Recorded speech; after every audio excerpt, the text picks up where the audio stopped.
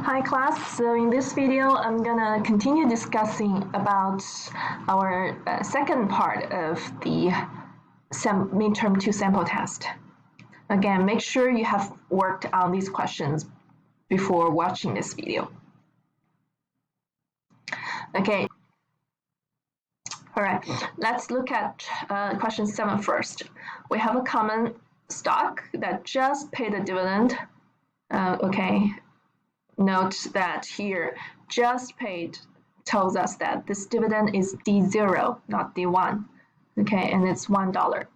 If the expected long-term growth rate for this stock is 5.4, if the investor's required rate of return is 13.3%, what is the stock price? Okay, so we know D0, we know G, 5.4.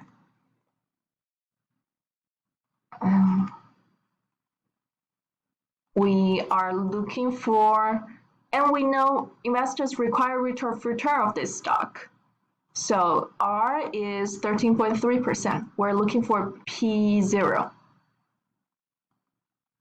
Okay, so here, let me list the conditions first. So we know D0, dollar.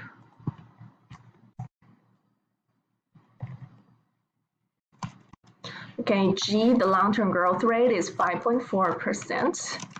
And our rate of return, R, or you can say it's RS. Okay, or you can say it's RI, it equals to 13.3%. This is the rate of return for the investor, for the stock. This is also the cost of common equity for the firm. Okay, so our stock price, P0, okay, or let me use this notation here.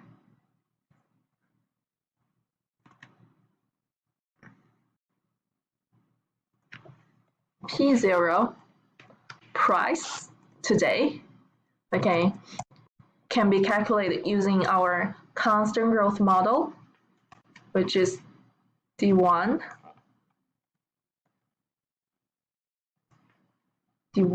over,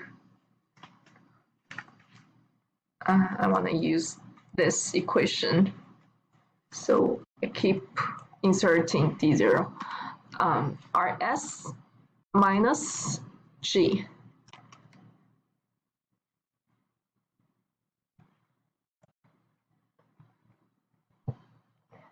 Okay, so our constant growth model tells us that P0 equals D1 over RS minus G. Okay, so we can just use 13.3%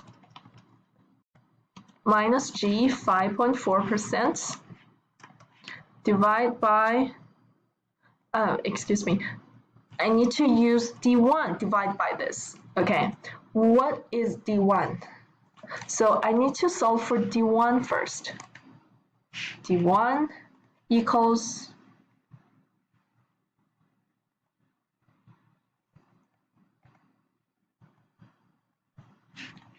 D0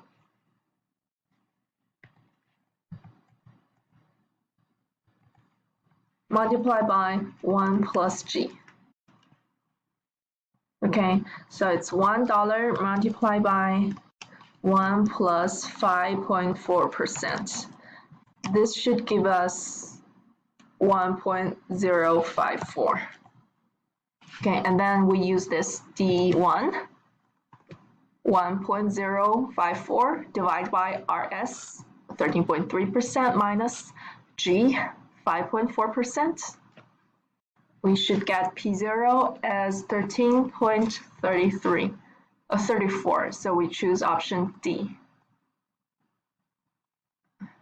Okay, so in this question, we know G, D1, we know G, we know R.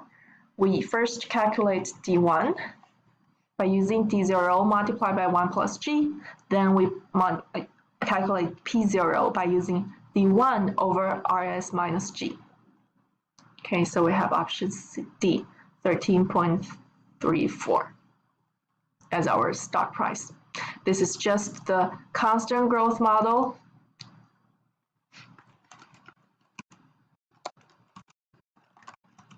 Of the dividend. discount model that we're using here. Okay, this is question 7. Let's come to question 8. We have a firm that's expected to pay a dividend of 1.25 per share at the end of the year, which is D1, okay? At the end of the year should mean D1. Expected to pay, okay? The stock sells for 34.5 per share, so we know P0. Required rate of return, R, is 10.5%. Dividend is expected to grow at some constant rate, G, forever. What is equilibrium expected growth rate? Okay, so we are looking for G here in this question. We want to know what is G, and we know here we're again using the constant growth model of dividend discount model, okay? The original model tells us that, I can just copy and paste this model here. P0 equals D1 over RS minus G. Okay, so we should know G equals to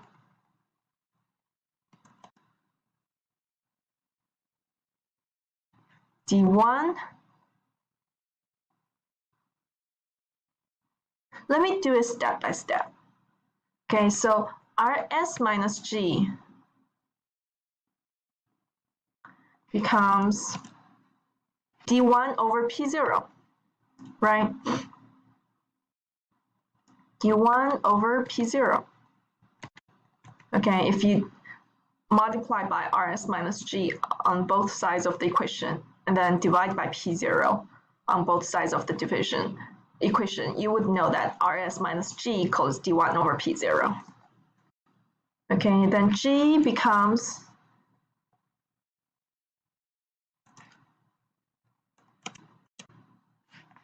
RS minus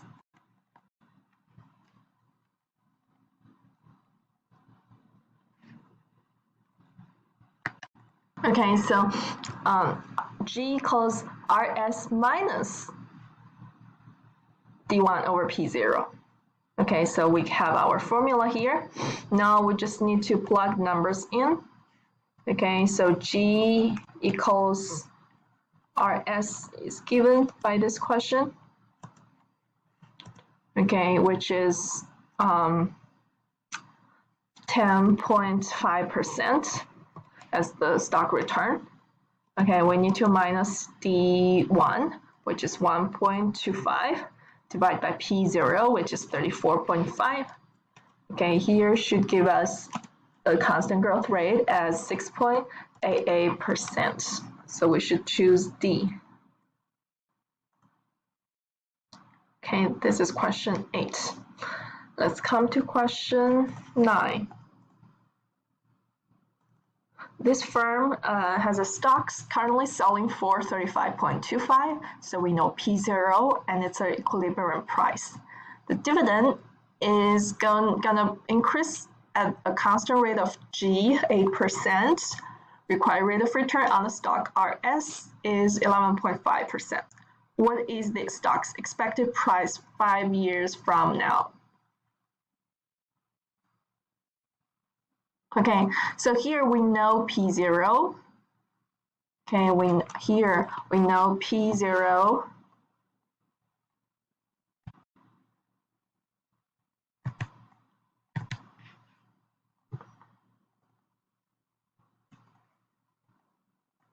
equals 35.25. We also know G equals to 8%. RS equals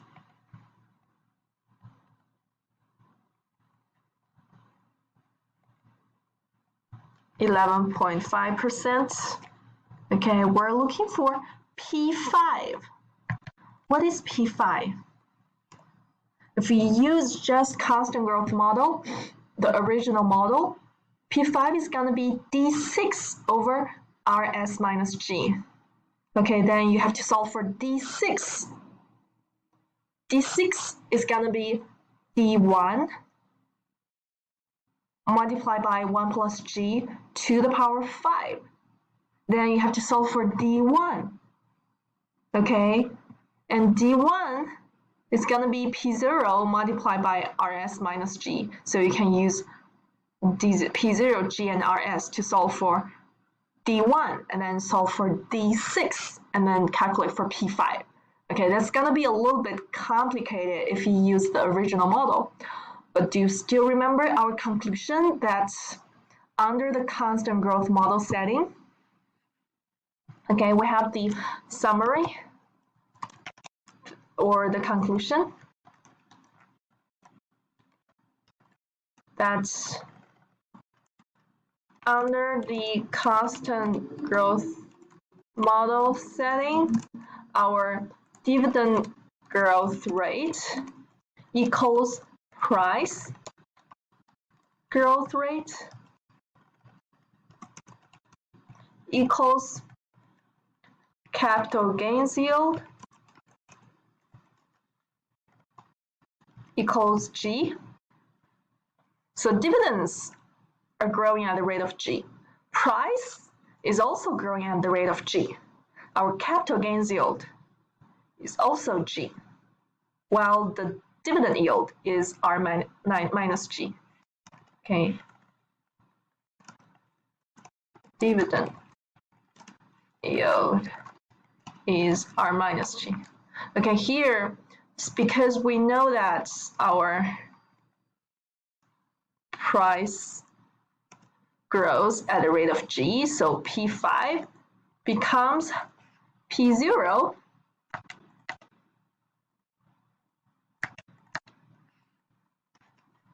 multiplied by 1 plus G to the power of 5.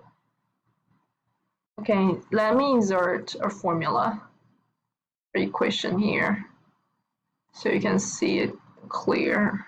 1 plus G to the power of 5. Okay, just like our dividend formula, that D5 is gonna be D0 multiplied by 1 plus G to the power of 5. P5 also equals P0 multiplied by 1 plus G to the power of 5. So here we can just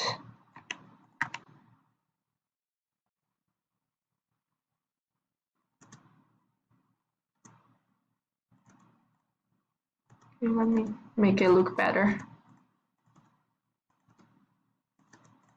Okay, so here we can just use P0 and G. Okay, it's gonna be 35.25. I was planning on 35.25 multiplied by 1 plus G, 1 plus 8% to the power of 5. And we should get 51.79 and choose option E. Okay.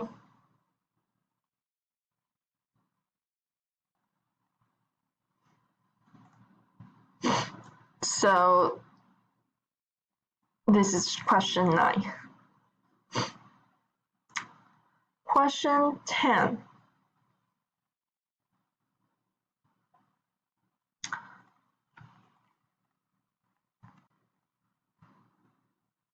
We have this firm that's projected free cash flow for the next year.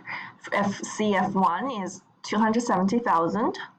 Free cash flow is expected to grow at a constant rate of 6.5% starting from year 1. If the company's weighted average cost of capital is 11.5%, what is the firm's total corporate value? Okay, so we know free cash flow 1, we know the constant growth rate, 6.5%, and we know WACC. Okay, so we can use the constant growth model setting of the corporate valuation model.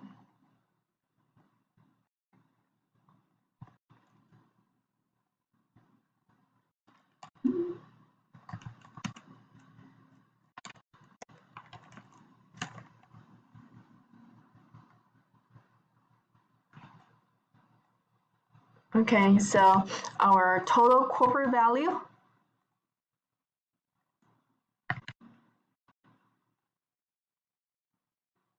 should be free cash flow 1 divided by WACC minus G. Okay, so it's gonna be 270,000 divided by WACC 11.5% minus G 6.5%. Okay, we should have option D. Okay, 5 million.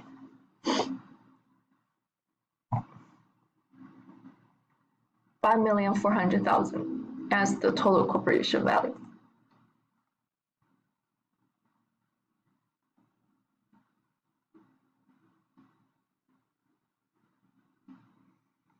Question 11.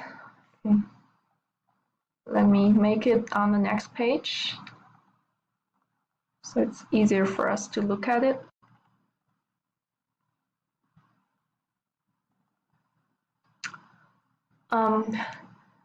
This firm is expected to pay a dividend of D1 1.25 at the end of the year, and that dividend is growing at a constant rate 6% per year.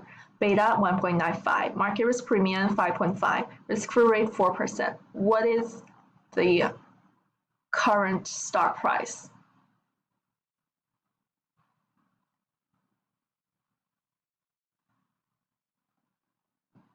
So here we know D1 equals 1.5. We also know G equals to 6%. Okay, we also know beta equals 1.95. Market risk premium equals 5.5%. What is market risk premium again? It should be RM minus RF, right? And our risk-free rate RF equals 4%. Okay, so if we want to look for the stock price, we could probably use the constant growth model version of the dividend discount model. Okay, I'm gonna copy the model as well. Okay, that's gonna be P0 equals D1 over RS minus G. However, we know D1, we know G, we do not know RS here. We need to solve for RS. Okay, we don't know about it, but we know beta, market risk premium, and risk-free rate. So we can first solve for RS using CAPM. Okay, and next, solve for P0 using the constant growth model version of the dividend discount model. Okay, so the required rate of return of the stock RS would be equal to RF plus market risk premium multiplied by beta. Okay, remember, market risk premium is RM minus RF. So here we can just use 4% plus 5.5% multiplied by beta 1.95. Okay, so we have 14.73% as our required rate of return. And for the next step, we can just use D1 1.25 divided by RS 14.73% minus G, which is 6%. Okay, this way we can have 14.33 as our final answer. So the right option is D. Okay, so this is a typical question of combining CAPM model and constant growth model. Okay, so we solve for RS using CAPM first, and then solve for current price P0 using constant growth model in the second step.